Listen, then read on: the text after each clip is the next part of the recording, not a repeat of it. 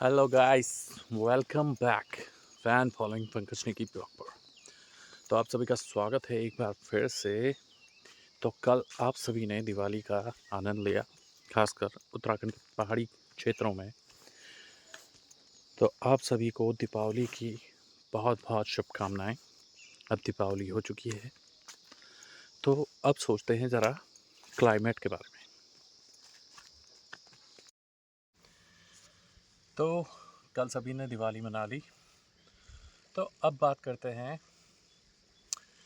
दिवाली में जो हम लोगों ने आतिशबाजियाँ की, जो हम लोगों ने रॉकेट दागे और जो चकरी जलाई, जो अनार जलाए, उनसे निकलने वाले धुएं का।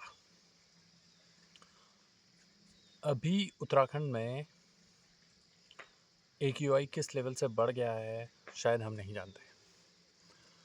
AQI बहुत भयानक तरीके से बढ़ चुका है उत्तराखंड का भी।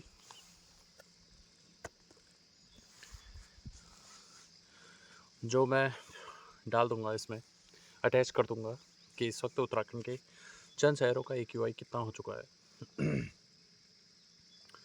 तो हमें जितना हो सके प्रकृति का सम्मान करना है, ना कि हमें प्रकृति को नुकसान पहुंचाना है। हम जितना सम्मान करेंगे उतना ही हमारी आने वाली पीढ़ी हमारा सम्मान करेगी कि हमारे पूर्वजों ने हमारे लिए इस प्रकृति को सही सलामत रखा है। नहीं तो प्रकृति सही सलामत नहीं रहेगी। आप देख सकते हैं किस तरह से इस बार 2025 में भारी बारिश आई, जिसने थराली जैसे डेस्टिनेशन प्लेस को बिल्कुल तबाह कर दिया। और ये अभी से नहीं हो रहा है, ये बहुत पहले से हो रहा है। 2013 में आपने केदारनाथ में आपदा देखी होगी। उससे पहले मुझे याद है, मैं न्यूज़ देख रहा था तो लद्दाख में बादल फटा था और कपकोट में भी बादल फटा था। तो अब आगे को ये बादल फटने की घटनाएं मुझे लग रहा है सामान्य सी हो रही है, अभी आगे को होती रहेंगी कि अगर हम लोग जल्दी से नहीं जागे अपनी नींद से।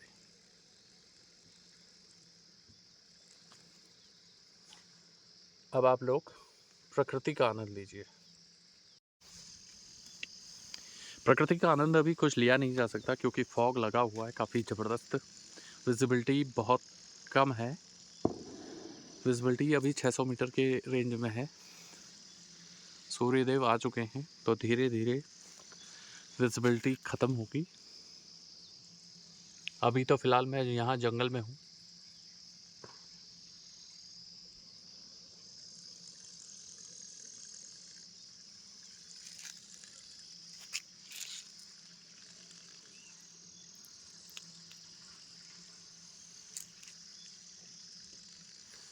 ये देखिए, ये है लैंटाना घास, जिसने उत्तराखंड में पूरी की पूरी खेती को प्रभावित कर रखा है। ये घास जहाँ जहाँ होती है वहाँ वहाँ से इसका निकलना, उजड़ना बहुत मुश्किल हो जाता है। अगर इसको उजाड़ना है तो इसके जड़ खोदने पड़ते हैं। लेकिन आज के टाइम में सब आलसी हो चुके हैं, इंक्लूडिंग मैं भी। आप देख सकते हैं सूर्य की रोशनी धीरे धीरे सतह पर पड़ रही है। अब विजिबिलिटी बढ़ रही है।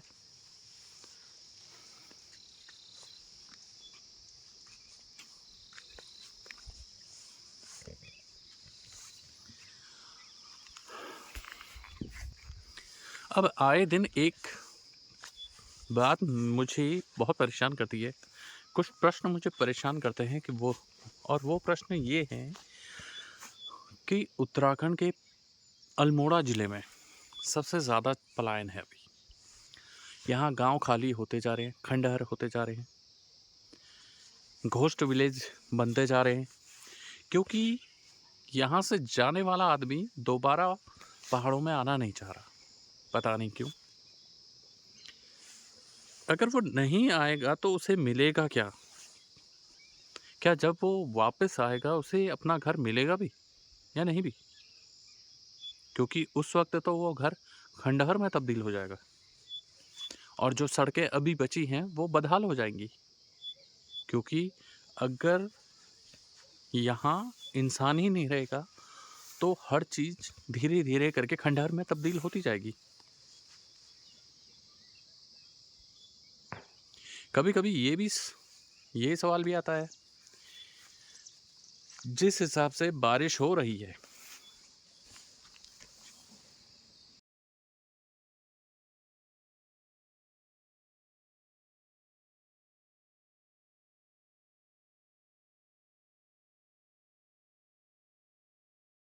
तो उत्तराखंड में जिस हिसाब से बारिश हुई है उस हिसाब से लगता है कि उत्तराखंड के पहाड़ी और ग्रामीण क्षेत्र कहीं एक दिन भेंट ना चढ़ जाए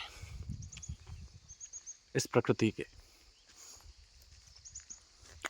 और अगर गांव खत्म होता है तो शहर शहर भी उसके साथ खत्म हो जाएगा। ये बात कहीं ना कहीं हमें माननी पड़ेगी, क्योंकि शहर और गांव दोनों एक दूसरे के विपरीत नहीं हैं, बल्कि संपूरक हैं। मतलब अगर शहर को नुकसान होगा तो गांव को भी होगा, और गांव को नुकसान होगा तो शहर को भी होगा ही होगा। क्योंकि अगर बारिश पहाड़ों में ज़्यादा होती है तो वो सारा पानी अपनी स्पीड के साथ नीचे मैदानी इलाकों में जाएगा, जो वहाँ अत्यधिक तबाही लाएगा। और अगर गांव में होता है तब भी, और शहरों में होता है तब भी।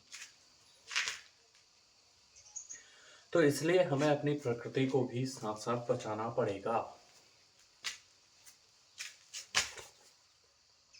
तो इस वक्त मौजूद हूँ मैं हाईवे नंबर 107A पे, जो कि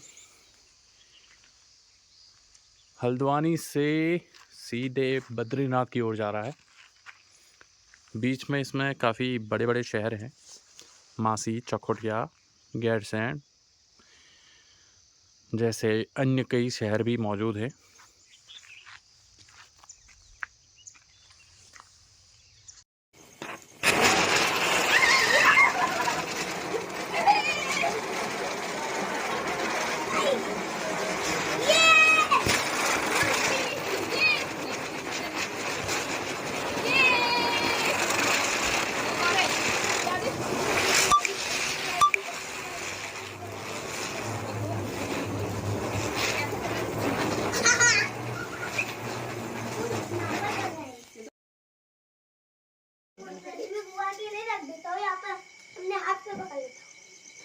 वो एक लात मारना